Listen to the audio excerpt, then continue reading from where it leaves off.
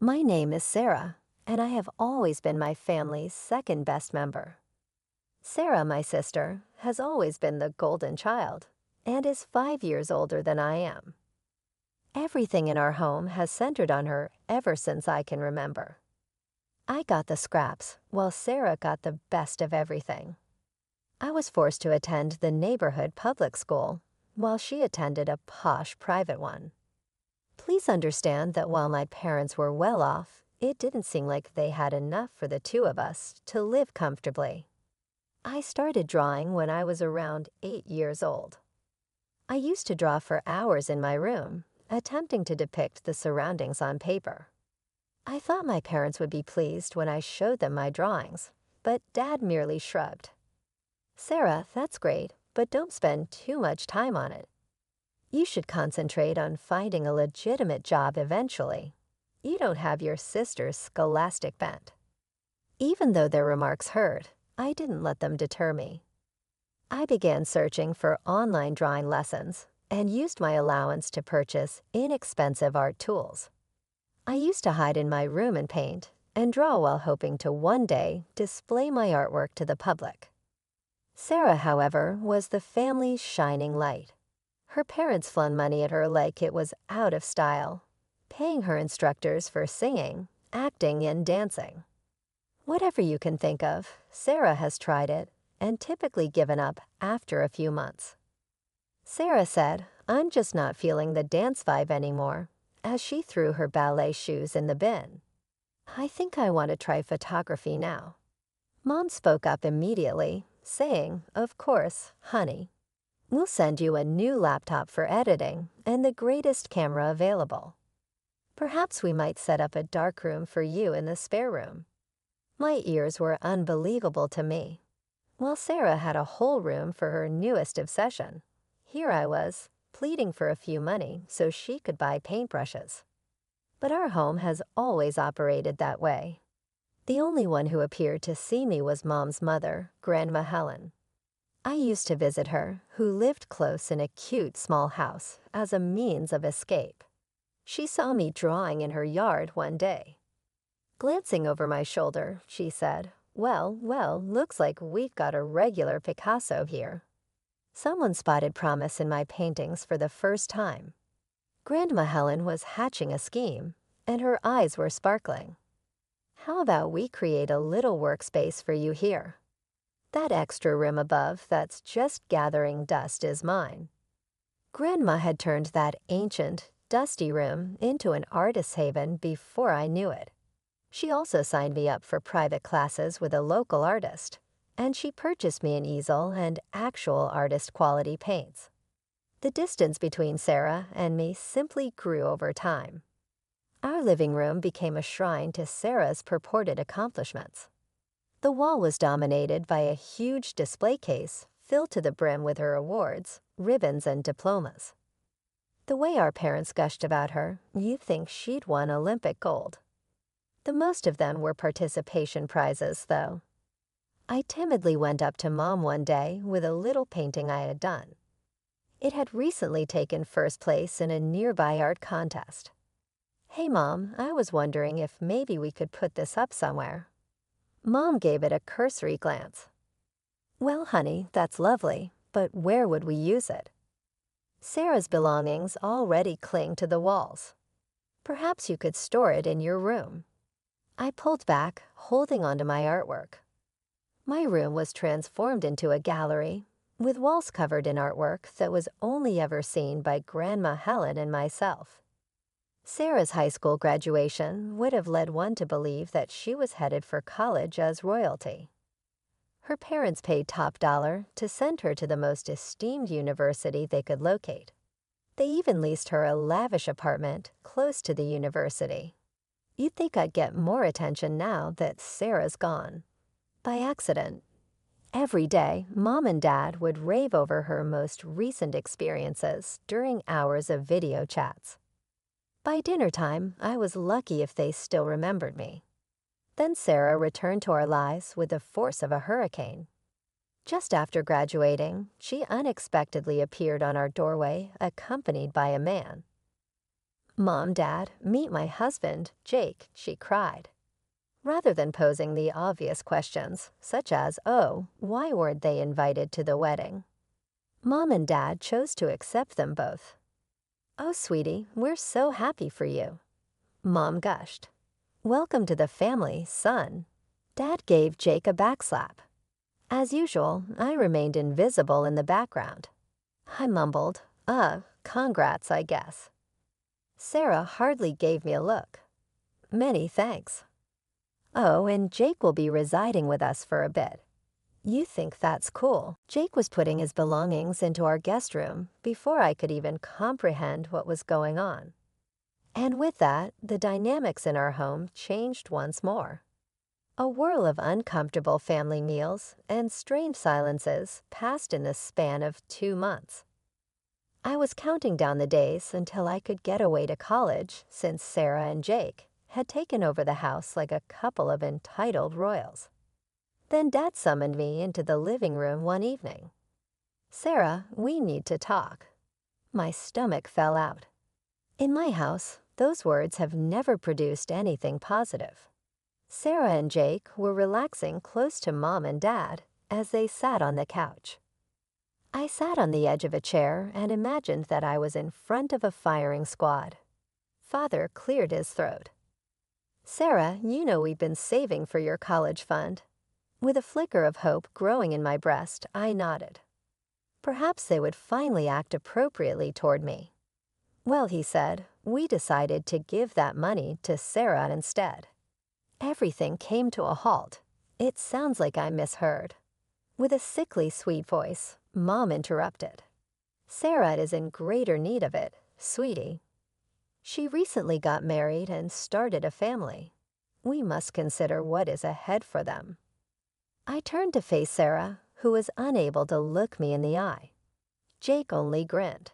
It all struck me as unfair as a tidal wave. "Are you kidding me? You've given Sarah everything her whole life, and now you're taking away the one thing you promised me." "Watch your tone, young lady," Mom snapped. "You should be grateful we're not charging you rent for living here and eating our food all these years." I couldn't believe what I was hearing. Grateful for doing the bare minimum as parents? Dad stood up, his face red. "That's enough. You're an adult now, Sarah. It's time you started acting like one." He disappeared into the hallway and returned with a new suitcase. He dropped it at my feet with a thud that echoed through my soul. "Consider this your graduation gift," he said coldly. "Pack your things and get out tonight." I looked at each of them in turn, Dad's stern face, Mom's averted eyes, Sarah's guilty expression, Jake's smug grin. Not one of them spoke up for me, and in that moment, something inside me broke. In its place, a steely resolve took root. Without a word, I grabbed the suitcase and marched to my room. As I threw my belongings into it, I could hear Sarah's excited chatter through the wall. "Oh my God, Jake, we can turn Sarah's room into my walk-in closet. I've always wanted one of those." Tears stung my eyes, but I refused to let them fall. I wouldn't give them the satisfaction. In less than an hour, I had packed up 18 years of my life. I took one last look around the room that had been my sanctuary, my prison. Then, without saying goodbye, I walked out the front door. I stumbled up to Grandma Helen's porch, dragging my suitcase behind me. Before I could even knock, the door flew open, and there she was, arms outstretched. "Oh, Sarah," she said, pulling me into a fierce hug. "I'm so sorry, sweetheart." I broke down then, ugly sobs racking my body as Grandma held me. She guided me inside, sat me on her worn but comfortable couch, and listened as I poured out the whole sordid tale. When I finished, Grandma's eyes were blazing. "Those fools," she muttered. Then she took my hands in hers. "Sarah, listen to me. You're staying here, and we're going to figure this out together." I slept fitfully that night, but when I came downstairs the next morning, Grandma was at the kitchen table surrounded by papers and her laptop. "Sit down," she said, pushing a mug of coffee towards me. "We're planning your college education. I'm paying for it now. Let's find you a proper art school." Over the next few weeks, Grandma and I pored over college brochures and websites. We finally settled on a prestigious art school a few hours away. I gathered my best paintings and drawings, carefully photographing each one for my portfolio. I wrote and rewrote my personal essay, pouring my heart onto the page. Grandma helped me collect glowing recommendations from my art teachers. Finally, we sent it all off. The waiting was excruciating, but Grandma kept me busy, encouraging me to paint, and even setting up a small exhibition of my work in her garden for the neighbors. Then on a sunny Tuesday afternoon, the email arrived. I stared at my phone, too nervous to open it. "Well," Grandma prompted. With trembling fingers, I tapped the screen. My eyes scanned the first line, and I let out a scream of joy. "I got in," I shouted, jumping up and down. "Grandma, I got in." From the moment I set foot on campus, I threw myself into every opportunity. I joined the art club, volunteered at gallery openings, and spent countless hours in the studios honing my craft. My first art competition was terrifying, but when I won third place, the rush was indescribable. I called Grandma immediately, and I could hear the pride in her voice. "Just the beginning," she said. "Keep going." So I did. I entered more competitions, each one boosting my confidence. I started participating in exhibitions for young artists. Seeing my work displayed alongside my peers, for the first time in my life, I felt seen. Professors praised my unique style, classmates asked for collaborations, and I even started selling a few pieces. But it wasn't just about the art. I made friends, real friends, who valued me for who I was. I joined study groups, went to parties, and even started dating a fellow artist named Ethan. Late one night, as I was putting the finishing touches on a painting for my midterm project, I realized something. All of this, was what I'd been yearning for my whole life. The freedom to express myself, to grow, to be valued for my talents and my personality. Graduation day arrived in a blur of black gowns and flying mortar boards. I landed a job at a local art gallery, arranging exhibits by day, and pouring my soul onto canvas by night. It wasn't glamorous.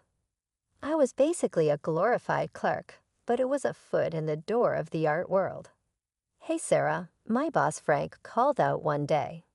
"We've got a spare wall next week. Want to hang some of your stuff?" I nearly dropped the sculpture I was carrying. "Are you serious?" He shrugged. "Why not? Your stuff's good, might as well see if it sells." That little display changed everything. A couple of my paintings sold, then a few more. Soon I was participating in local exhibitions, my name starting to buzz in art circles. Then came the fantasy series. It started as a fever dream, strange, whimsical creatures dancing across my canvas. I painted them obsessively, creating a whole world of odd, lovable beings. At one exhibition, a man in a sharp suit approached me. "Miss Thompson, I'm from Dreamscape Animations. We're very interested in your work." Before I knew it, I was signing a contract. They wanted to turn my creatures into a cartoon. The day the first episode aired, Grandma and I sat glued to her TV, clutching each other's hands. "That's my little Gribble." I squealed as one of my creations waddled across the screen. The show was a hit. Suddenly, everyone wanted a piece of Sarah Thompson's art.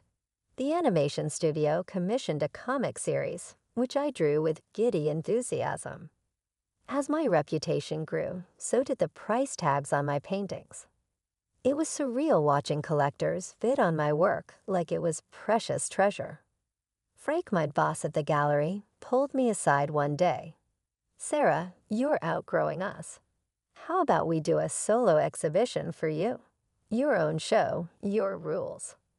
I threw myself into preparation, creating new pieces, and carefully selecting from my existing work. The night of the opening, I stood in the gallery, surrounded by my art and a buzzing crowd. Quite a turnout, a familiar voice said. I turned to see Frank grinning. Listen, kid, you're going places. How about I manage you full-time? We could really take your career to the next level. From that moment, everything accelerated. With Frank's connections and my creativity, we were unstoppable. My paintings hung in prestigious galleries, my name featured in art magazines. Through it all, Grandma Helen was my constant. She came to every exhibition, beaming with pride and offering words of encouragement. Remember when you used to hide your drawings under your bed? She said one night as we celebrated another successful show. Look at you now, setting the art world on fire. I hugged her tight, overwhelmed with gratitude. I couldn't have done it without you, Grandma. You believed in me when no one else did. As we clinked our champagne glasses, I marveled at how far I'd come, from the unwanted second child to a rising star in the art world. But even with all the success, the best part was having Grandma by my side, sharing every triumph and setback. One day, I burst into Grandma Helen's kitchen, my mind buzzing with ideas. Grandma, you won't believe what Frank and I have planned. We're thinking of a cross-country tour showcasing my work in major cities, and there's talk of an international exhibition in Paris next year. Grandma listened, her eyes twinkling with pride. But as I paused for breath, she reached out and took my hand. Sarah, darling, I'm so proud of you.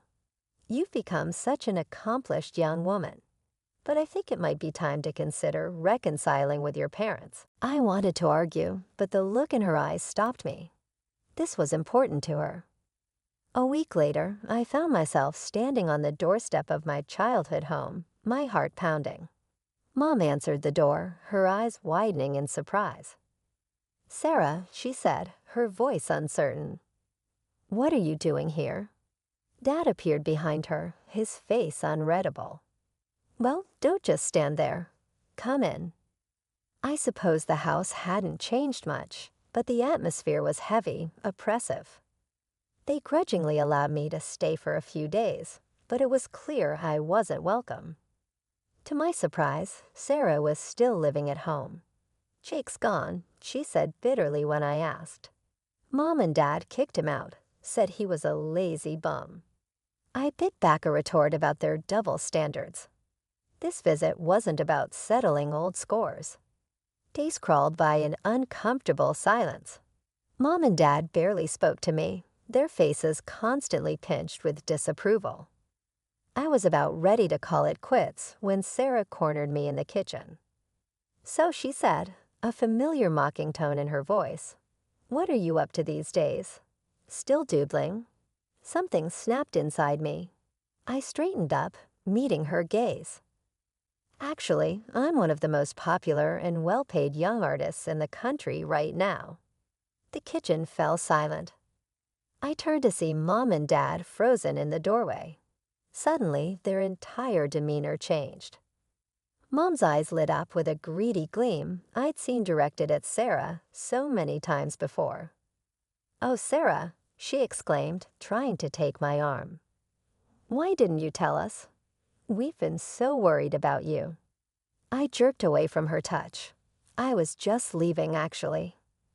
No, Dad interjected. "Stay. Tell us more about your work.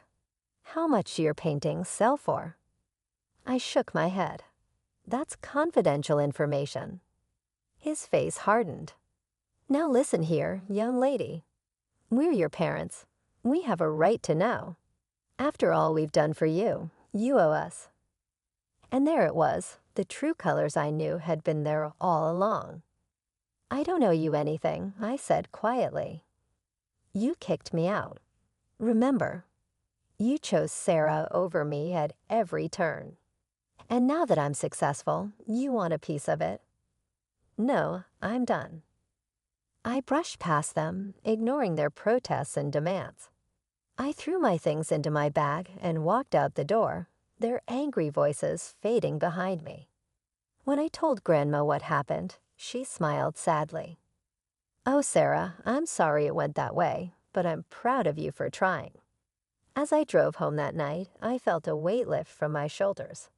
I'd given them a chance more than they deserved. Now I could move forward guilt-free, focusing on the people who truly cared about me and the art that had saved me. That call came on a rainy Tuesday morning. Grandma Helen was in the hospital. I dropped everything and rushed to her side, my heart in my throat. For weeks, I barely left her room. I held her hand, told her stories, and tried to repay a fraction of the love and support she'd given me over the years. But in the end, she was gone. Gone. I threw myself into organizing the funeral, grateful for the distraction from my grief. It was a beautiful service filled with people whose lives Grandma Helen had touched. I stood alone by her grave long after everyone else had left, feeling more lost than I had in years. 2 weeks later, I received a call from a notary, "Miss Thompson. We need to discuss your grandmother's will." I sat in the sterile office, numb, as the lawyer read out the details. "To my beloved granddaughter, Sarah Thompson, I leave all my worldly possessions, including my house and savings." I couldn't believe it. Grandma Helen had left me everything. I was just starting to find my footing again when Sarah showed up on my doorstep. "Sarah," she said, her eyes red-rimmed, "I need your help. I'm pregnant. I left Mom and Dad. I couldn't take their nagging anymore, but now I have nowhere to go, no money." I listened, a mix of pity and suspicion turning in my gut. "Sarah, I'm sorry you're in this situation, but what do you expect me to do?" "Give me my share," she demanded. "I need Grandma's money." I shook my head. "There is no your share." Sarah's face contorted with rage. "That's not fair. You must have tricked her, you thief. I'll take you to court. You'll see." I slammed the door, my hand shaking. But it wasn't over. The next day, Mom called. "Sarah, be reasonable. Your sister needs help. We're family. You owe us." "I don't owe you anything," I replied, my voice cold. "You kicked me out, remember? Where was your sense of family then?" I hung up, but they weren't done. Suddenly, my social media was flooded with accusations. Posts from my parents, aunts, uncles, cousins, all claiming I'd manipulated Grandma Helen, that I was a thief who'd stolen their rightful inheritance. Then came the rumors of a lawsuit. Apparently, Sarah and my parents had gone to a lawyer, convinced they could challenge the will. But as quickly as the rumors started, they died down. The law was clear. Grandma Helen's will was ironclad. Through it all, I clung to Grandma's last words to me. "Be strong, keep painting your dreams." And that's exactly what I did. I poured my pain and anger into my art, creating some of my most powerful pieces yet. 2 years flew by in a whirlwind of color and creativity. My paintings hung in prestigious galleries across the country. My name was featured in art magazines, and I even did a few TV interviews. It was surreal seeing my face on the screen, talking about my journey in my art. But even as I reveled in my success, a shadow lurked at the edges of my life. Despite their failed attempts to challenge Grandma's will, my parents and Sarah hadn't given up their campaign of harassment. I'd learned to ignore it, to focus on my art and the positive relationships in my life. Then came the night of my biggest exhibition yet. The gallery was packed, the atmosphere electric. I stood in the center of the room, surrounded by my latest works, feeling on top of the world. "Sarah, darling, this is your best show yet." Frank gushed, clapping me on the back. That's when I saw them. Mom and Dad pushing through the crowd, their faces twisted with rage. Before I could react, Mom had uncapped a can of paint and flung it at my centerpiece. "Thief, Dad bellowed as the red paint dripped down the protective glass. She stole our money. Chaos broke out in the room. As soon as security personnel entered, they dragged my parents out of the way. Visitors pointed and muttered, their startled expressions captured on camera bursts. With a thumping heart, I stood still. This was meant to be my shining moment, but instead they made it seem like a farce. Mom's high-pitched cry rang out in the gallery as the soldiers led my folks away. She played a ruse on her granny. That money was rightfully ours. In a sense, the exhibition was over. The protective covers kept the paintings intact, but even so, the ambience was ruined. Something hardened within of me as I saw the remaining visitors slowly leave. It had to end. I marched into a lawyer's office the following morning. With a firm voice, I stated, I want to sue for defamation and I want a restraining order. Everything was put out for me, including the threatening letters, the social media abuse, and the gallery scenario. With a serious look, the attorney listened. He told me, we have a strong case. They've overreached. Even if the legal procedure was difficult, I didn't back down. The judge ultimately decided in my favor. Legal restrictions prevented Sarah and my parents from getting in touch with me or visiting my house. An out-of-court settlement of the defamation lawsuit involved their public rejection of the allegations. My shoulders felt like they were lighter as I walked out of the courthouse. I felt like I could breathe easily for the first time in years. I pushed myself into my profession with fresh zest in the months that followed. I journeyed throughout the globe, drawing inspiration from both serene towns and vibrant metropolis. The art world and beyond started to appreciate my exhibits as events. But I was happier giving back than I was about the money or the celebrity. I realized that painting had been my lifeline, so I developed a program where kids from low-income families could take free art workshops. It had been years since that court day. Since then, I haven't spoken to Sarah or my parents, and I don't plan to. After they've burnt, some bridges are best left in ashes. I'm not resentful, though. I'm thankful for Grandma Helen's support and belief in me during a time when others didn't. I'm also thankful for the challenges that helped me grow and the successes that came after.